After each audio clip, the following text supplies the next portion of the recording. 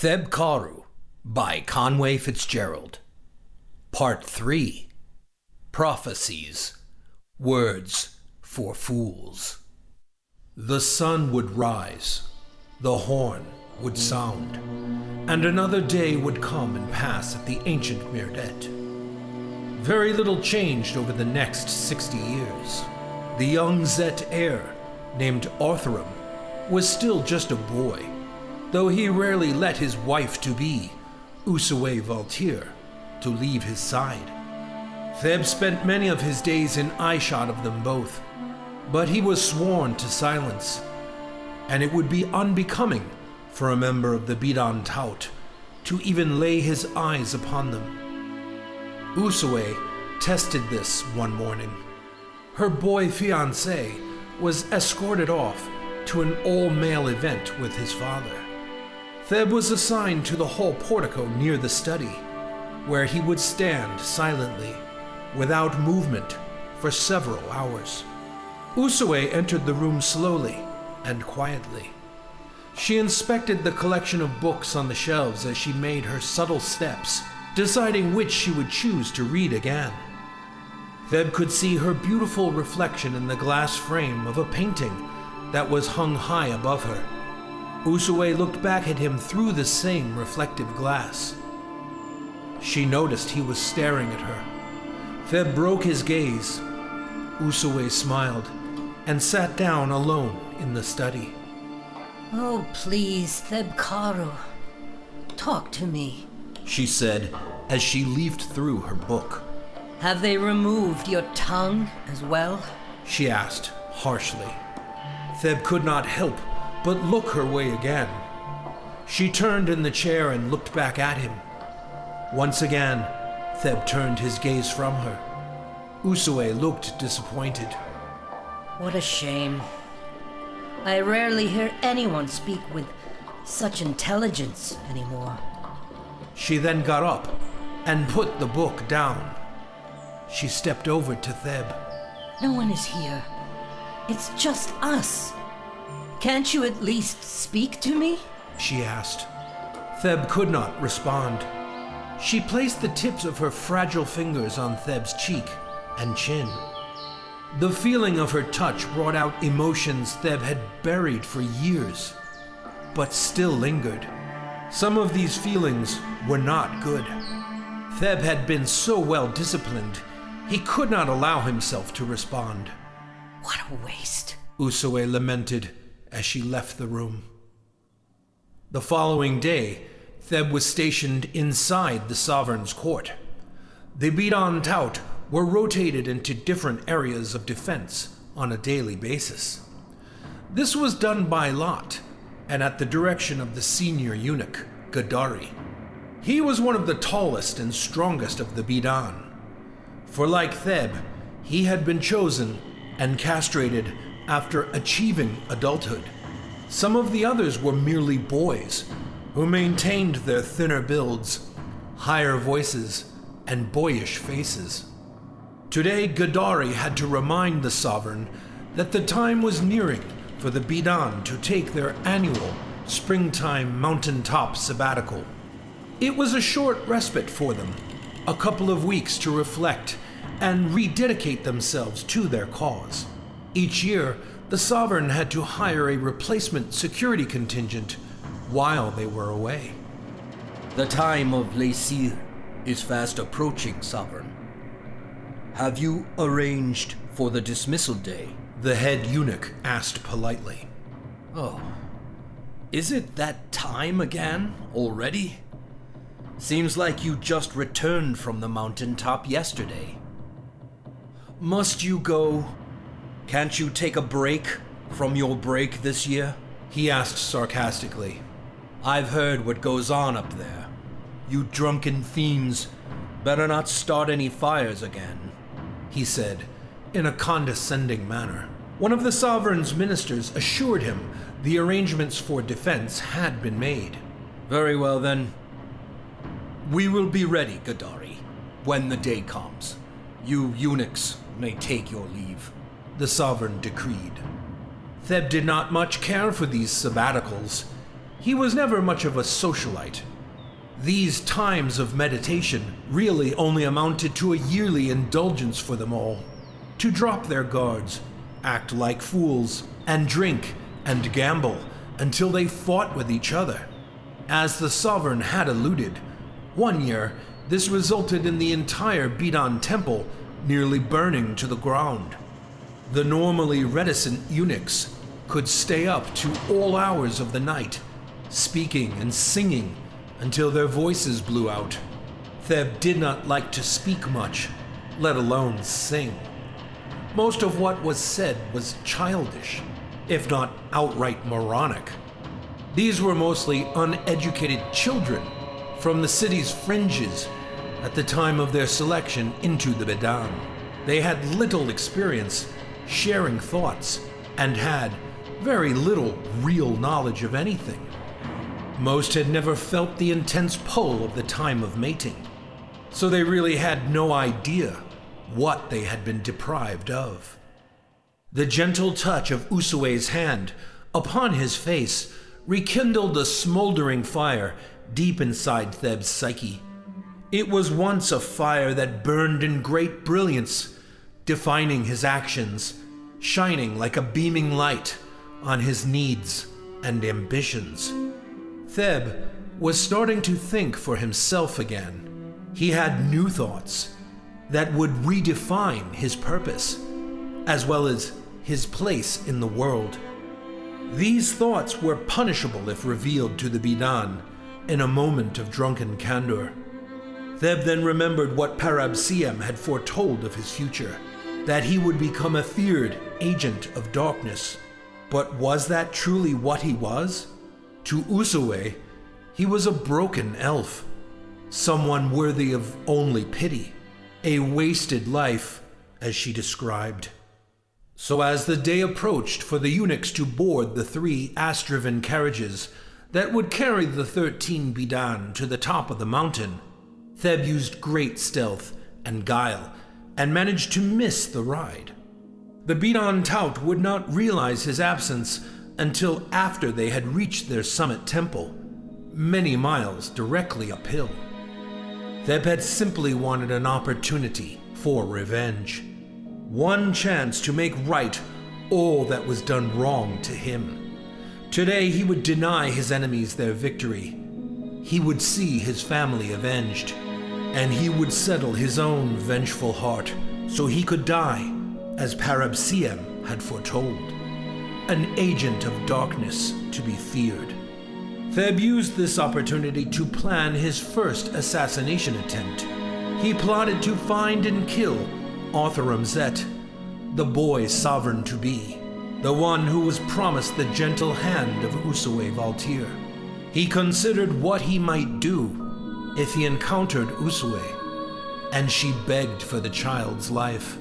He could ponder only one course of action thereafter. He would kill the boy, then tell Usue it was because he wore her face. Then he would end his own life. But Thelb was not the only gray male who had worn the face of Usue upon his own, or plotted to kill young Otharam. Tarko Benai had also made this cause his obsession. Only with the boy heir dead could he regain the promise of Usue's hand.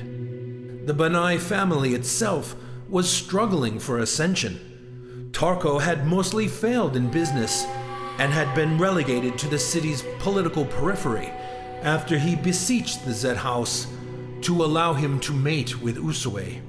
He was denied flatly. Anticipating his own coming time of mating was near, Tarko pooled his family's money to hire a group of woodland killers that would pose as hired security replacements. There were 5 mostly mixed-race elves. Tarko had paid them some, but promised them much more. They were already inside the House of Zet. The ministers who had agreed to contract them were the co-conspirators of Tarko's plot. Though they did not trust his judgment and were hedging their commitments to his success with as much distance from it as they could feign. Tarko's plan was not clever, but like everything he did, it was bold and presumptuous. He barely knew these woodland killers. Some were cretins from the deep woodlands, most likely the byproducts of unchosen elven males who were unable to constrain themselves during their lone time of mating. Havish elves were looked upon generally with much sadness and disdain by all pure high elves. They were a shame for the high elves to even have to behold, and a dilution of their population and future as a race. Of course, Tarko's foolish hiring choice did not escape Pathrum's scrutiny. Pathrum was highly intelligent, and he was also an experienced and competent leader. Yet he was also quite brash.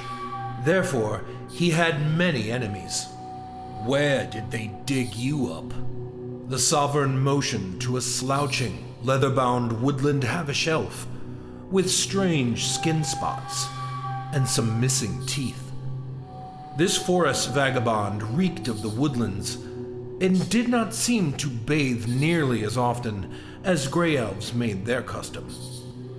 The copper-skinned hybrid shook his head in indecision. He did not speak. "Where are you from?" the Sovereign asked directly to his face.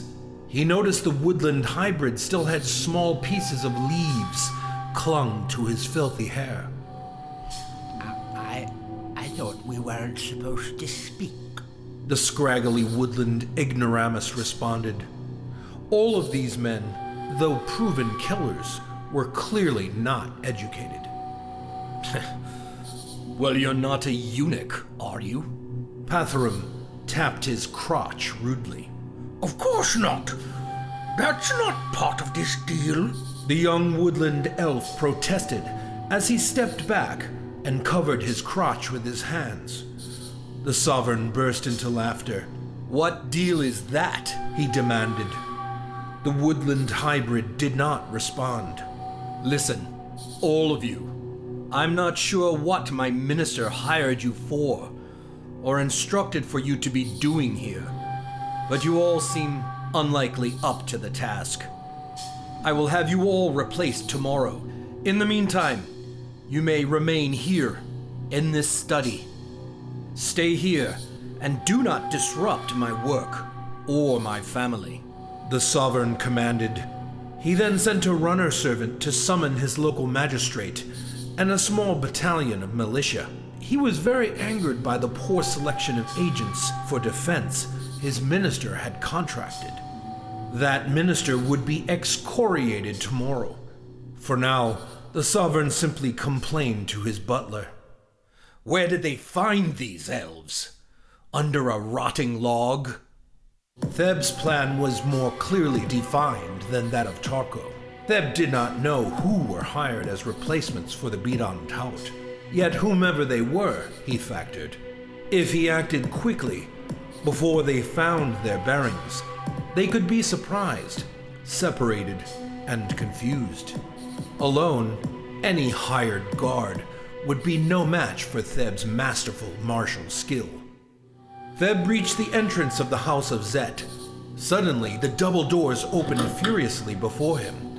A servant was leaving the house. He appeared quite frightened. Where are you going? Thelb asked, surprised by the haste of his departure. I bring an urgent message from the Sovereign. I must go. He then ran off. As the servant sprinted into the night, the front doors were left open and unattended. Thelb then made his way inside the house. He was surprised by the ease of his advance. Whomever the security contingent was, they certainly weren't yet on the job. Thelb then heard Usue cry out in terror. Let me show you which log I came from, you grey bastard, yelled the hybrid cutthroat Pathrum had just belittled. The Havish brigand then pulled his large dagger from his side. Two of his other larger gang members had the Sovereign firmly in their grasp. The fourth and fifth had captured Usue and Orthurum. They all laughed with satisfaction, telling of their centuries-long animosity that had built to this moment. The wood elves within the Endless Wood were always considered sub-elves to the high elves of the Mirdet. Having this kind of power over their sovereign felt excellent for these rogues of modest birth and means. Here's where I come from, Mountain Devil. Have I seen a log like this? The wood elf brigand taunted with his sharp, widened dagger. What is the meaning of this attack? You fools will never get out of here alive, the sovereign threatened. Yet his trusted bodyguards were now miles away, and the local militia had been paid by Tarko to be unresponsive, to remain away. Given the messenger the sovereign sent to the magistrate had just left the house, any response would be unlikely to arrive for at least another hour. Allow me to show you what the Havishame is capable of, you gray swine. The woodland brigand threatened as he brought the sharpened blade to the sovereign's chest. It was then Thelb first witnessed the scene. His reaction did not take long. Thelb began by freeing Usue. He reached the passageway where she was being held stealthily. All the while, the gang of hoodlums were being entertained by their compatriots' violent threats to the sovereign. Thelb approached secretly behind the half-dullet that was holding Usue. Thelb positioned his broadsword between the thug's leg. He then pulled up on the broadsword, slashing the victim's crotch as he simultaneously pulled Usue from his clutches. Thelb then turned defensively to parry the attack of the half-man hybrid that held Orthurum. He blocked and then slashed the neck of the half-man, dropping him to the ground in a bloody pool. The boy heir ran for and then collapsed into the waiting arms of his adult bride-to-be. Usue looked at Thelb with more affection than he had ever seen her eyes project. Then her eyes turned to an attacker behind him. Thelb spun and blocked the attack from the free elvish assassin. It was the only partially gray elf among them. It was he the sovereign's minister had hired to lead this gang of scoundrels. This deal was consummated with large bribes at the direction of Tarko Benai. But in his plan, the Bedan Towt would not be here. The Havish wood elf then kicked behind Pathrum's legs, dropping him to the floor. The brigand stepped away from the sovereign to confront Thelb directly. He was wise enough to know Thelb was a member of the Bedan Towt. Why is he here? They were supposed to be gone. The woodland Havish elf complained vociferously. Thelb then charged the woodland Havish elf aggressively and forced him to retreat further away from the sovereign. The gray sovereign then ran over and hugged his son and daughter-to-be. He then looked up to Thelb with the sovereign's deepest gratuity. Destroy them all, Thelb Karu. They are a gang of murderers, the sovereign commanded. Thelb's expansive consciousness did not yet have the time to contemplate the true irony of this moment. He simply obeyed the sovereign and then brought down the other three intruders with relative ease.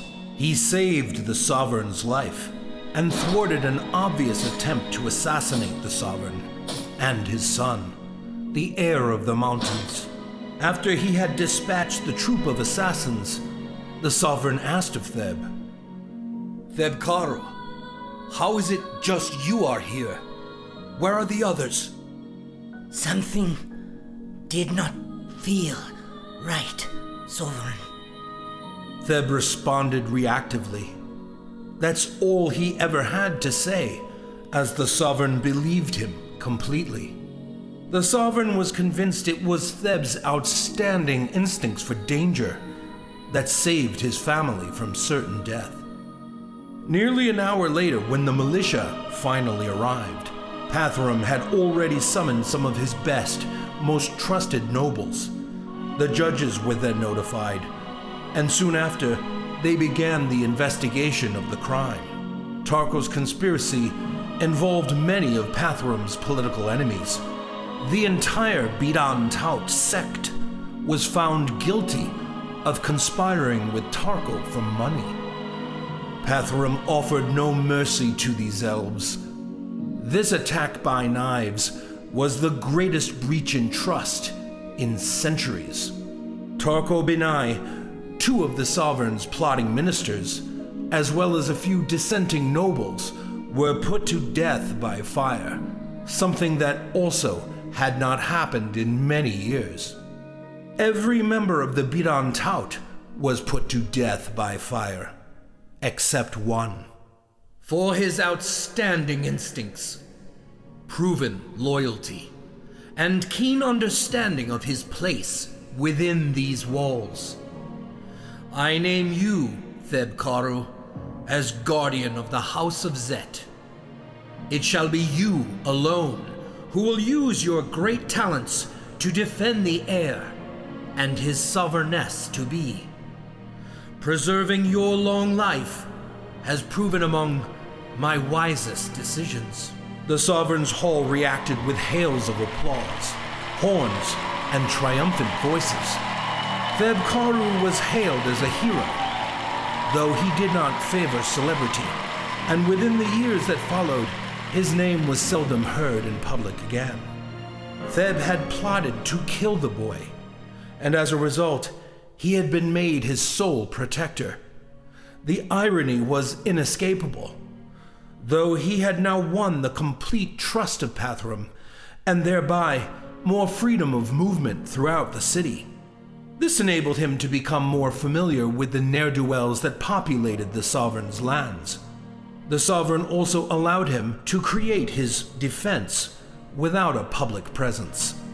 Over the next decade, Thelb found himself pleased to be in the presence of his adoring Usue, whom he could now speak to more often.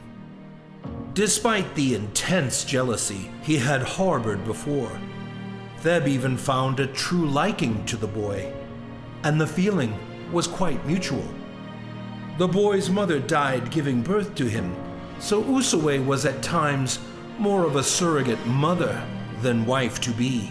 But Thelb loved Usue, and he could see she truly loved this boy. So he did too. For a small space of time, Thelb began to consider a life of peace, a life like this, dedicated to one family, free at last to be truly in love. It was around this time the day approached, called the Caer Deola.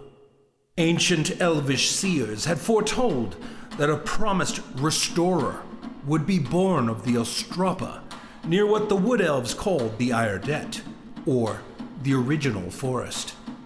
It was professed by the Druidic sect that ruled over the Wood Elves at Tel Suma that their king, the great Druid himself, Puale, was that selected child of the original forest who would marry and conceive the restorer on the night of the Caer Deola. This was a very specific date that was fast approaching. A delegation of wood elves from Tel Suma appeared at the gates of the Mirdet. Though this delegation was expected, it was not entirely welcome. Pathrum relented from his initial refusal to see them at the behest of Usue. The wood elves from Tel Suma were then allowed to enter the inner Mirdet. There at the court of the sovereign, they made their official invitation. There were about a dozen woodland elves in the mission, as well as a few different woodland creatures who had accompanied them on their 4,000-mile journey to the Mirdet. There was an angry gnome, a couple of dazzling pixie fairies, a couple of mindful great birds, and 3 centaur warriors who acted as security for Nuna, the druidic princess of Tel Suma. Nuna was the adolescent cousin of Tara Kalin, the soon-to-be queen of all sorts and mother to the prophesied coming restorer. Good days these are, and even greater are coming, fair sovereign, said the young woodland princess. On behalf of the Druid King of Tel Suma, noble Puale, and his wife-to-be, my dear cousin, the fair and wise Tarakalin, I bid you peace and good tidings, she said with her best classical pronunciation. She then presented a large collection of Heaney flowers made into a breathtaking, beautiful flower bouquet. Nuna kissed the Heaney flower bundle and then offered the bouquet to the sovereign respectfully with a charming smile. You speak well, young woodlander. You are also quite clean and, dare I say, beautiful. You are a tribute to your race. Nuna smiled with puzzled reluctance to his words as she handed him the Heaney flower bundle. Not too stubborn to buck known tradition, Pathram took the bundle of Heaney flower, kissed it, and passed it on to Usue, who did the same before passing it to Othram. Among the elves, such an offering was to suggest an open parley and an end to any lingering distrust or unsettled gripe between them. For creatures that lived so many years, there were often far too many of these. Why has the Iredet's druid chaplain sent you? What is it the would-be king Puale wants? Nuna looked surprised that her purpose here wasn't obvious. But Pathram did not subscribe to the woodlander's astrological teachings. as can be witnessed in the skies above. The second moon has already begun her retreat west. The spring date approaches soon for the Caer Diola, Nuna said with a broad smile. It didn't yet seem that Pathram knew what she was talking about. You are all invited to be honored guests at the Zolti, the marriage of King Puale and his queen-to-be, Tarakalin. Your presence to witness this at Tel Suma is greatly desired and requested by the king himself. She then handed the sovereign a written wedding invitation from Tarakalin, signed by Puale. Pathram did not look enthusiastic. One of his aides was in his ear, trying to explain the religious significance of it all. Oh, how charming, said Usue, as she looked over the invitation with excitement. Of course. We would be delighted to attend, fair Nuna. Her young husband-to-be seemed equally eager to go. Yes! I've read so much about Tel Suma and the many flowers of the Irdet. Will there be many more lighted creatures of the forest? The boy heir asked of Nuna, who smiled at his youthful exuberance. More than I can mention. She smiled at the boy widely, while she indulged the boy with tales of fairyland adventures and spectacular creatures, big and small. Pathram's ministers also relayed to their sovereign what these events really represented to him, politically. Their prophecy told of a queen of all sorts, which could only be interpreted to mean of all elves. Pathram did not like this idea. He barely knew Puale and had no reason to trust him or the teachings of his religion. Prophecies. Words for fools, said the Zet sovereign in Theb's direction. For us to leave the safety of these walls for a celebration of such shallow pomp, I am afraid that is impossible, young woodlander. It appears you have come all this way for nothing. The sovereign diminished her. Both Usue and the boy heir were very disappointed. They raised their voices in displeasure. Theb quieted them. I must agree with the sovereign. You are much safer here, Theb said. There is little to be gained by leaving. The far west is lawless, and the wood elves are untrustworthy. Thelb said quietly, though Nuna heard him. She turned and approached the sovereign, once again prostrating herself before him. Great Sovereign, I have volunteered to act as a Talimdoan for this event. I give my long life to your benevolent hands, so your court might feel more secure in the benign intent of Tel Suma. A Talimdoan is a form of hostage, a high-profile individual offered willingly to a rival clan of elves to act as a security assurance for a meeting on foreign soil. That is why I have come, to offer the king's message and to ensure the sovereign knows of his good intent and highest welcome. But that means you will miss the great event yourself and not see your own cousin made queen? Usue protested. Father, She called the sovereign. don't make her do this. Allow us to go. It would be an event of great beauty. We could remember for so many years to come. It's so romantic. And I've never been anywhere yet. She complained. That is because I'm trying to keep you both alive. The sovereign debated. Of what purpose is a long life if we are never allowed to experience anything this life has to offer? The clever Usue retorted angrily. Sometimes I feel I live more the life of a prisoner than a princess. She complained. Father, Said his son, the heir to the sovereign. I wish to see the original forest. I have read so much about it, its beauty, and the many woodland creatures that call it home. Please, allow Usue and I to go. Nuna will be here with you. The boy suggested innocently and with great anticipation. Thelb Karu will come along to watch over us. It would be good for me, Father. Good for us. He said, looking confidently to Usue. The clever boy heir knew just how to sell it to his father. But the sovereign was still not yet convinced.